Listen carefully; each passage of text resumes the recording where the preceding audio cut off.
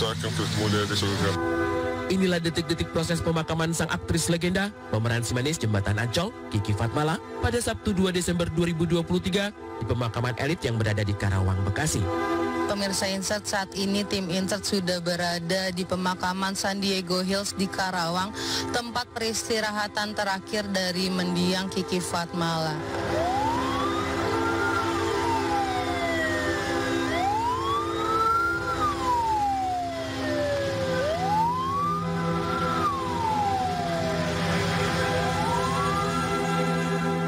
Namun salah satu fakta yang ditemukan tim Insert, jenazah sang aktris diantar ke tempat pembaringannya yang terakhir hanya oleh keluarga dan kerabat dekat, tanpa ada satupun wajah sahabat artis yang terlihat di sana. Para awak media pun baru diizinkan masuk ke area pemakaman usai prosesi pemakaman berlangsung. Mungkinkah ini pula yang merupakan permintaan mendiang Kiki Fatmala sebelum meninggal dunia, agar selain tak menerima kiriman karangan bunga, prosesi pemakamannya pun hanya boleh dihadiri keluarga serta para kerabat terdekat?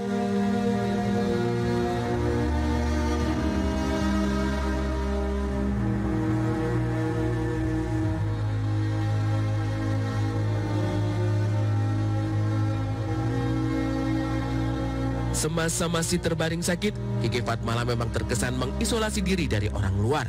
Kalaupun ada sahabat yang datang berkunjung untuk sekedar memberi semangat, mereka pun hanya diizinkan untuk duduk di ruang tamu tanpa harus melihat langsung kondisi Kiki yang terbaring di kamar.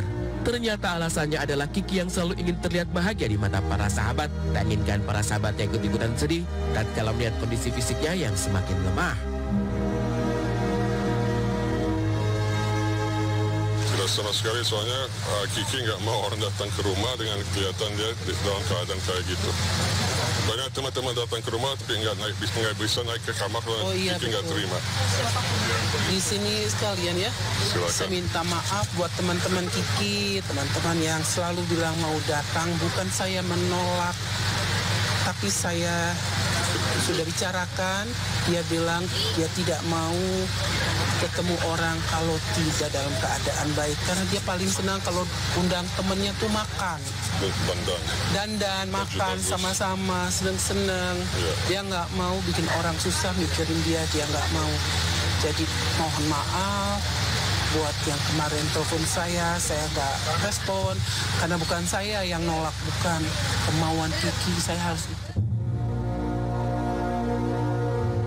Rupa-rupanya, meski nyaris tak ada satupun sahabat yang ikut menemani selama sakit, Kiki Fatmala merasa kuat dan cukup bahagia dengan kondisi dirinya, hanya ditemani sang adik, juga suami tercinta Christopher Herbold.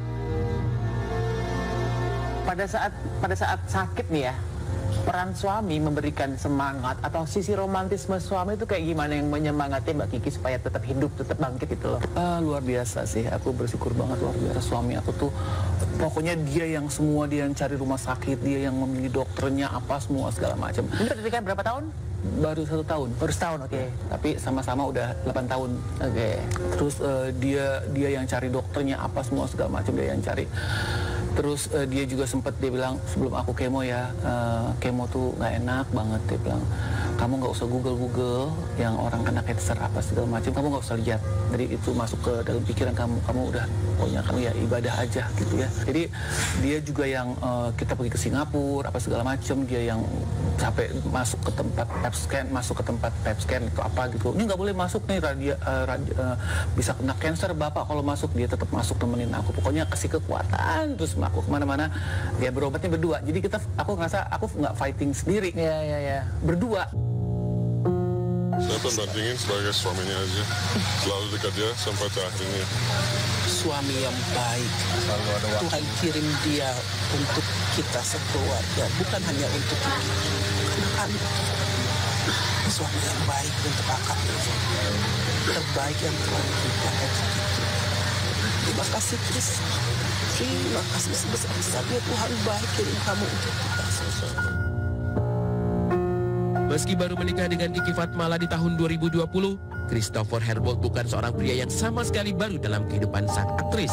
Sebelum keputusan menikah, Kiki dan Chris telah berpacaran 8 tahun lamanya.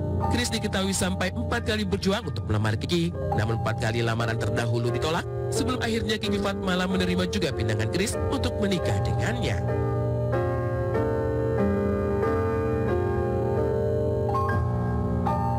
banyak pertimbangan-pertimbangan. Jadi waktu kenal abangnya aku 8 tahun sama dia, sama-sama dia ngajakin kawin ada 3-4 kali, aku tolak gitu. Aku sampai bilang mau ngapain kawin gitu, aku nggak mau. Terus sampai akhirnya malah kita nggak tahu, pas gitu aku yang udah 8 tahun sama dia, terus aku lihat juga orang yang nggak pernah give up ya. Ya udah deh, kayaknya mungkin ini jodoh dari Tuhan.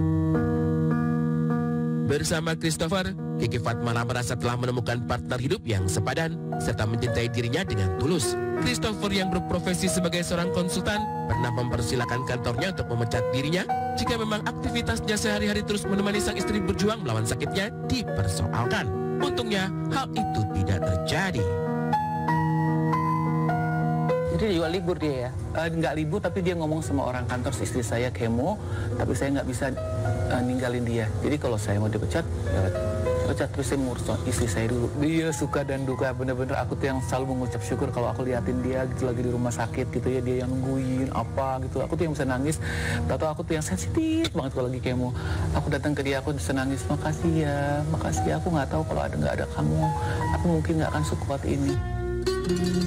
Sosok Christopher Herbold yang berhasil membawa kembali kehidupan Kiki yang dulu sibuk mencari harta duniawi sebagai artis untuk lebih mendekatkan diri kepada Tuhan. Buktinya saat menikah dengan Chris, setelah dulu pernah gagal membangun rumah tangga dengan suami pertama, Kiki Fatmala akhirnya memilih pensiun dari dunia akting untuk lebih dekat kepada Tuhan. Ya, sejak ketemu saya, dia udah ngomong dia mau pensiun dari syuting, dia mau jaga anak-anak, keponakan dia terus. Dia mau istirahat, katanya syutingnya dari muda. Waktunya untuk istirahat, sudah habis waktunya. Lelaki berdarah Skotlandia ini yang telah berjuang sekuat tenaga untuk menyelamatkan Kiki Fatmala dari sakitnya, namun kini harus kehilangan sang belahan hati untuk selamanya. Meski demikian, dengan perasaan cinta yang masih ia miliki, ia pun meyakini bahwa di suatu waktu nanti, ketika ia pun sudah menghadapi ajal, Christopher meyakini akan bertemu kembali dengan Kiki di samudra keabadian.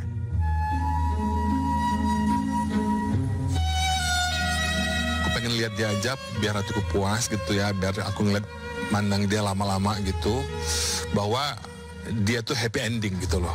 Hidupnya tuh happy ending gitu. Jadi apa ya, udah hidupnya tuh dia, she has everything itu, apalagi nama, terkenal, cantik ya kan, dapat suami baik lagi, udah selesai kan di dunia ini, meninggal ketemu sama Tuhannya, bahagia. Doa saya ya sekarang bikin dia tempat yang lebih baik, lebih tenang, dan saya akan bertemu dia di surga.